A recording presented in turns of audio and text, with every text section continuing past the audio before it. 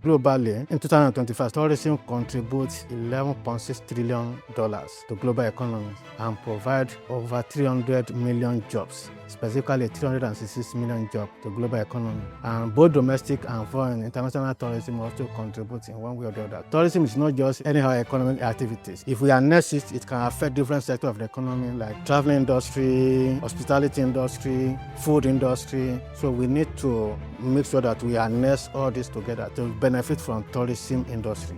Welcome to the research table at CSEA. Generally, I'll be talking about tourism in Nigeria and across the globe.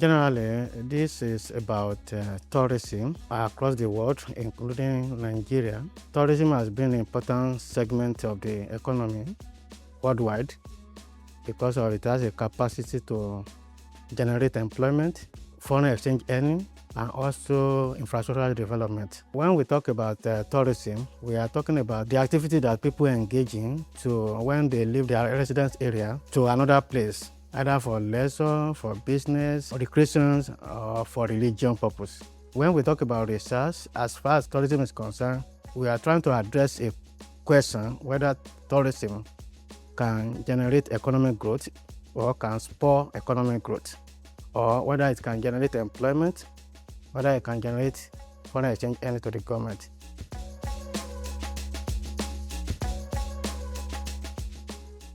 If we want to conduct research in tourism, depending on what your objective is or your objectives are, it is that objective and your research question that will determine the kind of approach that you will use.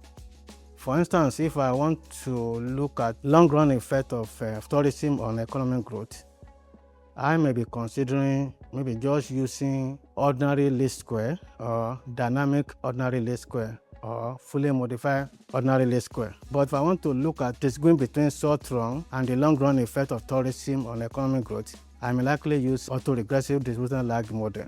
So it is your objective or your research question that you set to answer that will determine the kind of approach that we are going to use. At micro level, it may not involve the method that I have mentioned. It could be you go to a field, collect the data, and do some descriptive and comparative analysis based on your objective too. So the objective determines the methodological approach that you are going to use.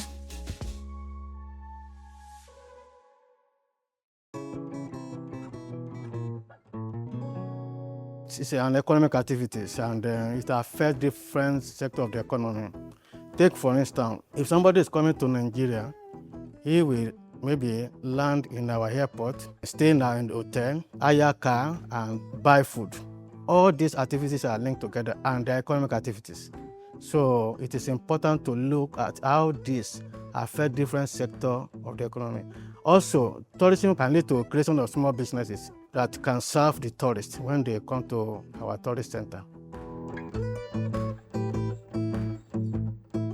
When the tourists come, they buy some things. Some of them, if there's no regulation that stop them from disposing anyhow, they can be throwing rubber, they can be throwing whatever leftover they have, and that causes environmental pollution, which can affect the health of human beings. The side effect is that if there's no proper regulation that can curtail those kind of activities that generate pollution, it's likely to cause environmental pollution and even water pollution.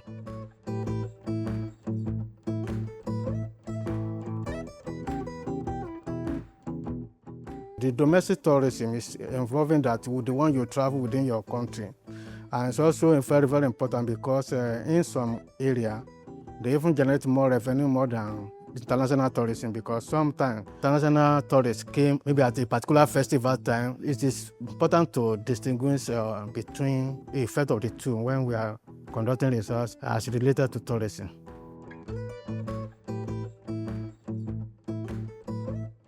If you want to boost your tourism industry, there are several things you need to put in place. Number one is policy. You need to put a better policy in place that will serve as a signal that you have better policy environments that can endear people to come to your country, that can spur them to come to your country. And then you have to also develop your tourism center very well. Put infrastructural facility there. Those one will attract people. That place will be properly managed to create all the other business activities that can make tourists comfortable when they come.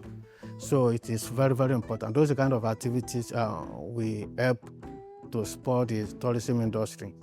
And beside that, when you talk of the other aspect, the negative side, if your economic condition is not good, let's say you have inflation problem, and inflation will reduce the purchasing power of both the tourists within and the international tourists that are coming into your country. So that is a negative effect that inflation can affect them. Another problem is when you're having conflict in your environment. Nobody likes to go to conflict area.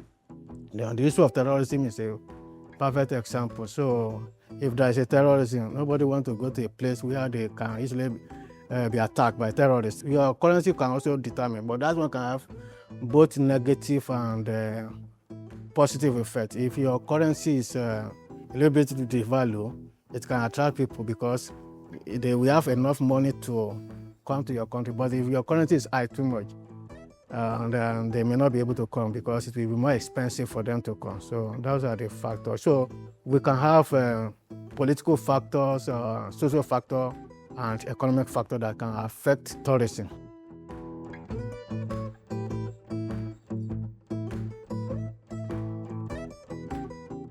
The major problem in Nigeria, because tourism is also part of sector that contribute to Nigeria GDP, no matter how small it is. I think in 2025, it contributes about 2% or maybe 2.2%. We now have Ministry of Tourism and Culture. So if we put more money, that we put policy in place, more money to invest in infrastructural facility, we need to rejuvenate our tourist center, our festival that we need to modernize it, like Agugu Festival, Tinapia or Obudu Ranch, and many other tourist centers that we have in the country. We need to make sure that they are well taken care of, that can attract foreigners to come.